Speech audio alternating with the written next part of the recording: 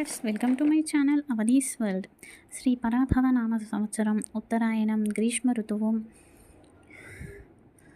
కృష్ణపక్షం. ఈరోజు త్రయోదశి, ఆదివారం, మృగశిర నక్షత్రం. మృగశిర నక్షత్రాధిపతి చంద్రదేవత, కానీ ఇది కుజుడి ఆధీనంలో ఉంటుంది.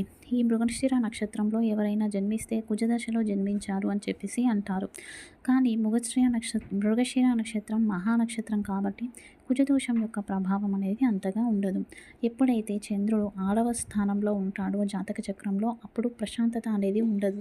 మెంటల్ టెన్షన్స్ చాలా ఉంటాయి. వారికి కోట్ల ఆస్తి ఉన్నా సరే వారికి ఆనందం, సంతోషం, మానసిక ప్రశాంతత వారి దగ్గర ఉండదు. ఇలాంటి వారు వెండి గ్లాసులో ప్రతిరోజు రాత్రి వెండి గ్లాసులో పాలను స్వీకరించడం వలన ఈ చంద్రదోషం తగ్గుతుంది. అలాగే పౌర్ణమి రోజు ఇంటి బయట నీటిని పెట్టి మర్నాడు ఉదయం వాటితో స్నానం చేయడం వలన కూడా చంద్రుడు శాంతిస్తాడు. చంద్రుడు దుస్థానంలో ఉన్న, నీచస్థానంలో ఉన్న ఇలాంటి పరిహారాలను ఆచరించడం చాలా మంచిది. ఇక ఈరోజు జపించవలసిన మంత్రం ఓం చంద్రమౌళీశ్వరాయ నమః, ఓం చంద్రమౌళీశ్వరాయ నమః, ఓం చంద్రమౌళీశ్వరాయ నమః. మానసిక ప్రశాంతత కోసం, చంద్రదోషాలు తగ్గడం కోసం ఈ మంత్రం. ఇక ఈరోజు ఆయుర్క్షేమం. చాలామంది వెయిట్ గెయిన్ అవుతూ ఉంటారు. వెయిట్ లాస్ అవ్వడానికి విపరీతమైన ప్రయత్నాలు చేస్తూ ఉంటారు. ఎన్నో డైట్స్ ఫాలో అవుతారు. అలాంటి వారు ప్రతి నిత్యము కూడా 5 నిమిషాలు ధ్యానం చేయడం, పూజ చేయడం లాంటివి పాటించాలి. అదేవిధంగా వెయిట్ లాస్ అవ్వడం కోసం ప్రతిరోజు కూడా 5 గ్రాముల వరకు అడవి తులసి విత్తనాలను, వీటినే వనవృక్ష విత్తనాలు అంటారు, ముందు రోజు రాత్రి నీళ్ళల్లో నానబెట్టి మర్నాడు ఆ గింజలను నీటితో సహితంగా సేవించాలి. పరగడుపున సేవించాలి.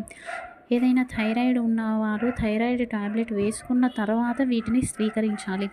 ఈ విధంగా ప్రతినిత్యము 5 గ్రాముల వరకు ఈ అడవి తులసి విత్తనాలను, వీటినే మనం మహాబీర విత్తనాలు అంటాము, సేవించినట్లయితే ఖచ్చితంగా వారికి వెయిట్ లాస్ అనేది అవుతుంది.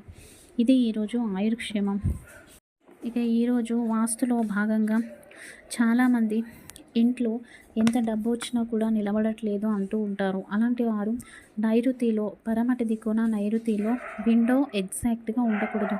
ఆ విధంగా ఉంటే ఎన్ని లక్షలు సంపాదించినా కూడా ఆ ఇంట్లో డబ్బులు ఉండవు.